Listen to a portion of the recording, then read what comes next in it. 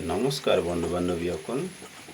এটা অলৌকিক ঘটনা ঘটিছিলে আপোনালোকে যিটো চাৰিটা পোৱালি দেখিছে প্ৰথমবাৰ চাৰিটা পোৱালি দিছে বুলি ভাবিছিলোঁ কিন্তু 5 দিনা দানা দিবলৈ যাওঁতে চাৰিটাৰ জেগাত 5টা পোৱালি দেখিবলৈ পালোঁ এইটো দেখি আমি আচৰিত পালোঁ কেনেকৈ এনেকৈ হ'ব পাৰে আমি বহুত চিন্তাত পৰিলোঁ চাৰিটা পোৱালি বুলি আমি ভাবিছিলোঁ আৰু সন্ধিয়া ধৰক 6টা 7টামান বজালৈকেতো চাৰিটাই আমি পোৱালি দেখিছোঁ 8 ঘণ্টাৰ পিছত পুনৰবাৰ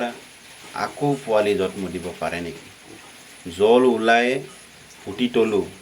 তাৰ পিছতো এনেকুৱা এটা ঘটনা ঘটিব পাৰে নেকি আপোনালোকৰ ক্ষেত্ৰত এনেকুৱা ঘটনা ঘটিছে নেকি কমেণ্ট বক্সত কমেণ্ট কৰি আপোনালোকে জনাব কিন্তু মোৰ ক্ষেত্ৰত এনেকুৱা এটা অলৌকিক ঘটনা এটা ঘটিলে আপোনালোকে